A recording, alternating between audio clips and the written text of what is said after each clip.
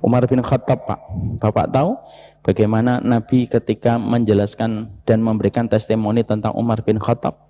Umar bin Khattab itu salah satu sahabat yang Nabi pernah berkisah kepada Umar bin Khattab pada waktu selepas beliau melakukan Isra Mi'raj, dan mengatakan kepada Umar bin Khattab, wahai Umar, saya ketika Isra Mi'raj, ketika berada di surga, aku melihat istana putih yang begitu megah, dan istana itu begitu indah, wahai Umar. Dan aku menyangka bahwasanya istana itu diperuntukkan dan disiapkan untukku nanti ketika datang hari kiamat, ketika hari dibukakannya surga. Tapi ketika aku bertanya kepada malaikat Jibril, wahai malaikat, untuk siapa istana itu, wahai Jibril? Maka lalu Jibril itu berkata, sesungguhnya istana megah yang engkau pandang dan membuat engkau terpesona itu, ya Rasulullah, itu adalah istana yang akan diberikan dan dihadiahkan kepada salah satu sahabatmu, dan itu Umar bin Khattab.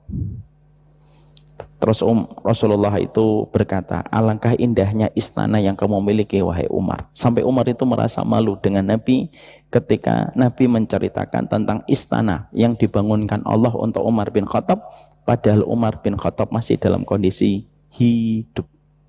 Istananya sudah dibuatkan oleh Allah. Umar bin Khattab bukan hanya mendapatkan sekali, Pak. Bahkan Umar bin Khattab pernah beliau berada di atas gunung Uhud, lalu tiba-tiba Uhud bergetar. Pada saat itu Nabi bersama Abu Bakar, bersama dengan Umar, dan bersama dengan Utsman. Dan ketika gunung Uhud itu bergetar, apa perkataan Nabi? Nabi menghentakkan kakinya di atas gunung Uhud dan Nabi berkata, ihda'i anti ya Uhud, diam, diam Uhud. Di atasmu ada Nabi, di atasmu ada Siddiq, dan di atasmu ada dua orang yang akan mati syahid. Dan Nabi tidak mengatakan apapun. Nabi mengatakan dua orang yang mati syahid. Siapa yang dikatakan Nabi di atasmu, wahai Uhud, ada seorang Nabi, Nabi Muhammad sendiri. Di atasmu ada Siddiq, itulah Abu Bakar. Dan di atasmu itu ada dua orang yang mati syahid, itulah Umar bin Khattab, dan itulah Utsman bin Affan. Itu menunjukkan bahwasanya Umar bin Khattab bukan hanya sekali mendapatkan kabar gembira tentang surga. Ini yang sudah kedua kalinya Umar bin Khattab mendapatkan kabar gembira tentang surga. Yang ketiga, ketika Nabi sedang berada di sebuah pohon kurma, lalu datanglah Abu Bakar, lalu datanglah Umar. Lalu pada saat itu Rasulullah memberitahukan kepada para sahabat bahwasanya Umar telah dibebaskan dari ancaman api neraka, dan Umar termasuk salah satu di antara sahabatnya Nabi yang telah digaransi dengan surga. Dan itu penobatan yang ketiga. Yang keempat, doanya Umar bin Khattab ketika dikabulkan oleh Allah. Doanya Umar bin Khattab itu apa? Allahumma rzuqni syahadatan fi sabilika wa wafatan bi biladi nabiyyika. Umar bin Khattab itu berdoa, ya Allah, kalau nanti saya meninggal dunia, tolong pilihkan wafatku dengan cara mati syahid. Tetapi mati syahidnya itu di kota nabimu, yaitu kota Madinah. Para sahabat yang mendengar doanya Umar bin Khattab pada saat itu sempat meragukan doa itu dan berkata, wahai Umar, kalau kamu ingin mati syahid, harusnya minta ketika kamu berada di Syam. Kalau kamu ingin mati syahid, harusnya kamu meminta ketika kamu di perbatasan-perbatasan perang antara kaum muslimin dan orang-orang yang menyerang kaum muslimin. Tapi kalau di kota Madinah sedang aman. Bagaimana kamu bisa meminta mati syahid tetapi mati syahidnya di kota Madinah? Tapi Umar bin Khattab, Pak, sama sekali tidak ragu dengan doanya. Dan beliau tetap mengulang, Allahumma rzuqni syahadatan fi sabilika wa wafatan bi biladi nabiyyika. Lihat caranya Allah mengabulkan doanya Umar bin Khattab supaya beliau mati syahid dan mendapatkan keutamaan pula meninggalnya di kota Nabi Muhammad, yaitu kota Madinah. Beliau sedang sholat subuh, ditusuk oleh Abu Lu'lu'ah al-Majusi. 3 hari setelah itu beliau meninggal dunia dalam kondisi mati syahid, dan mati syahidnya di kota Nabi Muhammad, yaitu kota Madinah.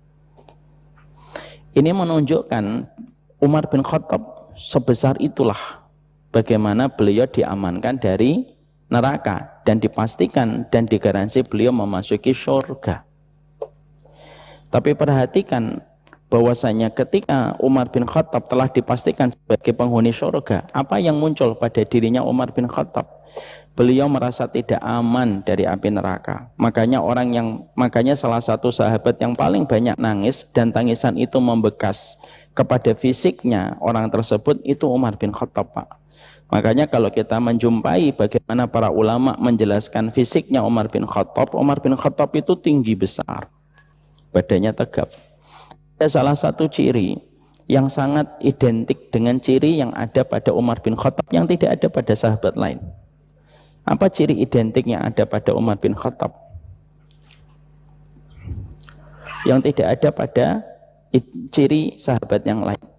Ciri yang identik dengan Umar bin Khattab itu adalah dikatakan oleh Ibnu Jauzi di dalam kitabnya Safwah, kana khattani aswadahani fi khaddiha.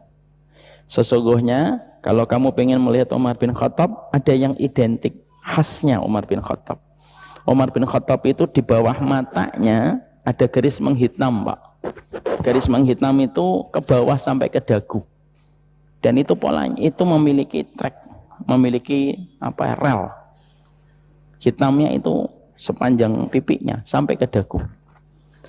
Dan tidaklah garis menghitam yang ada di bawah matanya sampai ke dagu bukanlah karena itu celak yang dipaskan.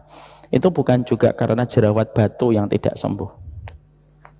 Tapi itu adalah likasratil buka min khasyatillah. Karena terlalu seringnya Umar bin Khattab itu menangis, maka tangisan yang selalu membasahi Umar bin Khattab pipinya setiap malam ketika beliau bersujud kepada Allah, maka dijadikan air mata itu karena kuantitasnya yang banyak dan kualitasnya yang luar biasa, karena takutnya beliau kepada Allah dengan merasa tidak aman dari neraka, itu membekas di pipinya Umar bin Khattab. Bapak bisa bayangkan sebanyak apa air mata yang menetes ketika sampai membekas kepada fisik kulitnya manusia. Dan tentunya kita sudah bisa membayangkan seberapa seringnya dan seberapa banyaknya Umar bin Khattab itu menangis.